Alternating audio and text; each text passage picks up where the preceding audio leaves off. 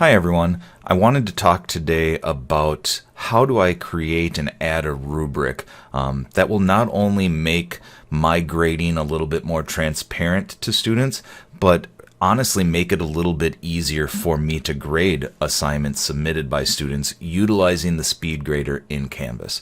So let's take a look. I'm at an assignment. I've clicked on an assignment from my assignment list. I'm at the place where I normally would go in and edit it and add all of the points, etc. for the assignment. On that page, there is a button at the very bottom called Plus Rubric.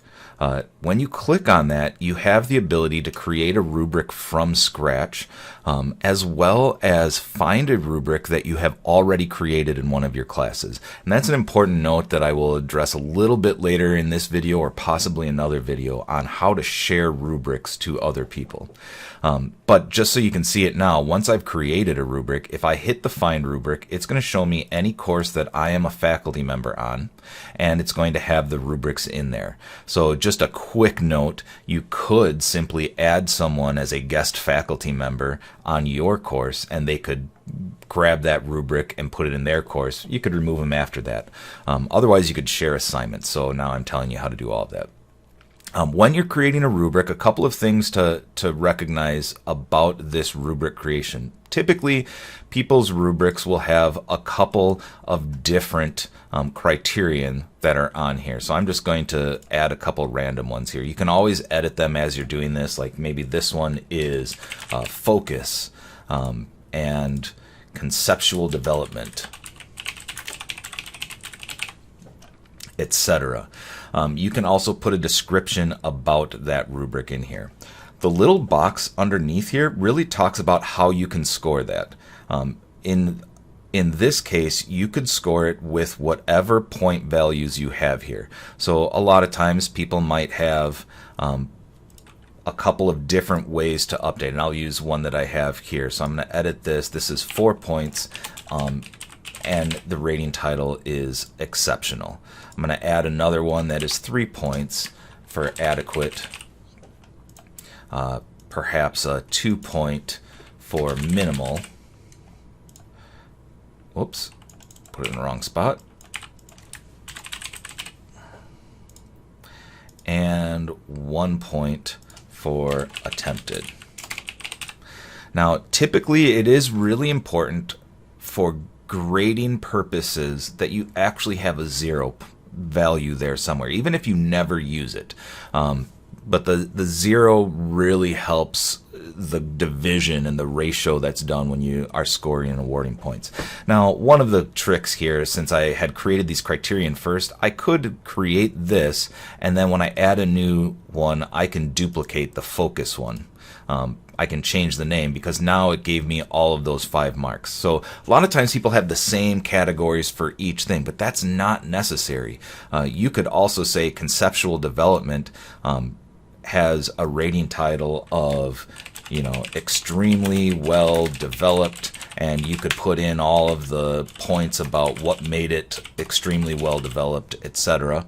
And you could jump specifically to, let's say, 3 somewhat developed. So they don't always have to have the same label for each rating. And again, you can give more description about that as you go through it. Now, one of the things I'll tell you that I've not been pleased with is that description doesn't follow paragraph forming. It's just going to be one giant thing. So it's probably best to think of your description as being written in more of a prose style. Like, hey, this had this and this and this and this and this, instead of trying to do a bulleted list. Anyway, when you are finished making this rubric and looking at how many points it is, there are some options down here. One of the first ones is going to change this. I'll write freeform comments. That is going to change this to more like a grading worksheet, where each of these areas will give you a place to basically write a few comments to students and then award them whatever point value you want. If you uncheck that, it goes back to the rubric. If you decide to use these checkboxes on ranges, it's also going to give you the ability to give 3.5 or 2.5 points, as opposed to locking you to only the values that are there. You can also, if you just want to use a rubric for feedback, you can remove all of the points from the rubric. If you do that, it is not going to let you use the rubric for grading. I have not used the Learning Mastery Gradebook yet, so I can't speak to that. I can also hide the total score for assessment results.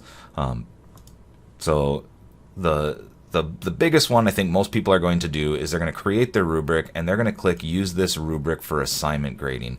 Now realize I have an 18-point rubric, but I only have a 10-point assignment. It's not going to like that. It's either going to want you to change the points up here to be 18, or that you were to go through here and say like, well, I need to make these all into 10. 18 doesn't go into 10 very well, so just as a guess, I'm just going to say like 3, 4, 3. Well, let's make a couple 2s. That way I can get it down to 10 points, and it updates the point values that you already have. So it's going to have some decimals in there, but it does make it a little bit simpler if you're saying like, here's my 20-point rubric for a 10-point assignment.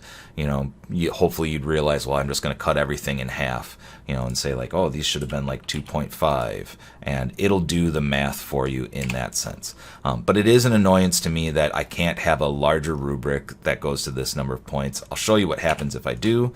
I have a 12-point rubric. When I go to create this rubric, it yells at me. The reason for that is it's not going to scale down the result. If I give a student 12 points, that means they get 12 out of 10 points, which is essentially extra credit. That may be what you want. So you could leave it different, or you could change. If you hit the change button, it's going to change the number of points in the assignment. So decide how you want to do that when you're finished. I'll just hit change for right now. You've got a rubric here. I am going to change this one to be an example rubric. And the reason I'm doing that is if I go to another assignment, and let's say I just grab this one. This is a discussion forum, and I hit add rubric. I can find a rubric, and you'll notice I have one in this called example rubric. So I can just use this rubric, attach it to the assignment. So once you've created one, if it's generic enough, you can reuse it. You can use it in other classes. Especially useful if you do like forum posts where I am going to say, hey, I'll give you 2 points for the initial, or 4 points for the initial post based on these criteria, 2 points for the follow-up, 2 points for the other follow-up based on whatever criteria. Makes it really easy to grade. I'm going to show this in the speed grader. If I go to this assignment, there's no students to grade here, but in the speed grader where I would normally have a submission, I could then click on the view rubric, and I could go through and click on the things. It's probably a little bit easier if I kind of drag this over here. I can click on the things that I want. I can leave comments in each area. I can even override I believe the points. I don't think, since this one isn't a range, it's going to let me write 1.75, but maybe it will. Yeah, looks like it does. So I can override the amount of points that I'm actually giving there. I can give overall feedback comments. I can still do the things like record comments, for example, hitting the speed recognition and saying, well, here are the comments that I want to give you. It makes it maybe a little bit easier. It's not going to have the punctuation, blah, blah, blah, blah, blah.